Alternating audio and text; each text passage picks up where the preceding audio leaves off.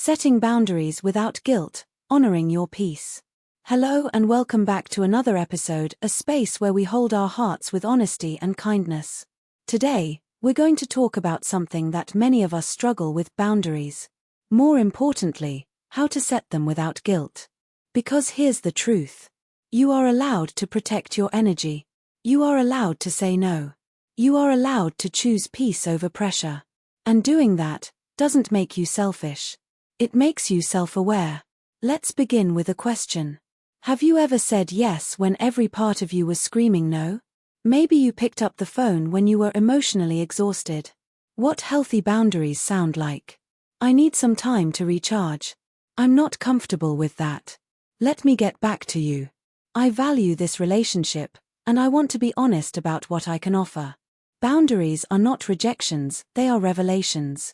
They reveal how much you've started loving and respecting yourself. So if you've been feeling overwhelmed, emotionally tired, or invisible in your relationships, maybe it's time to check your. Maybe you agreed to something that didn't feel right, just to avoid conflict. Maybe you kept giving time, love, attention, and forgot to keep anything for yourself. If this sounds like you, you're not alone. Setting boundaries isn't easy, especially if you've been taught to please, to avoid tension, or to always be available. Why we struggle with boundaries? For many of us, boundaries feel like walls. We worry. What if they think I don't care? What if they leave? What if I hurt someone by saying no? But here's what we forget. Boundaries are not walls to keep people out. They are bridges of clarity, respect, and honesty. Boundaries help others understand how to love us better, and help us protect our emotional space. How to set boundaries, gently but firmly. Check in with yourself. Notice what drains you. Who or what makes you feel anxious, used, or unseen. Start small. You don't need to announce dramatic changes. Just begin with little shifts. Maybe it's not replying to a message right away. Maybe it's saying, "I'm not available this weekend." Use kind but clear language. You can be respectful and still say no. Try. "I'd love to help, but I need time for myself today. That doesn't work for me right now. I hear you, but I need to protect my peace." Expect resistance. Some people might not like your boundaries. That's okay. You are not responsible for other people's reactions, only for your own truth. Don't explain too much. You don't need long justifications. No is a complete sentence.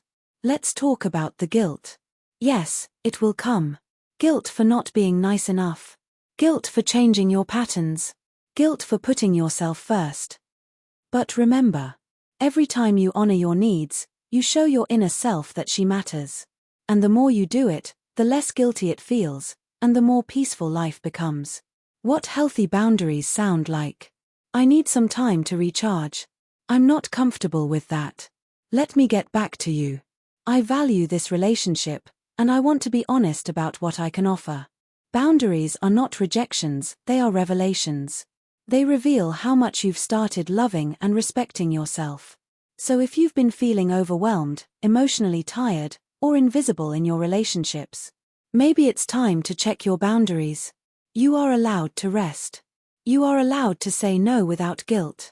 And most importantly, you are allowed to choose yourself. Take care of your heart. Honor your space. And keep walking this beautiful journey of befriending yourself.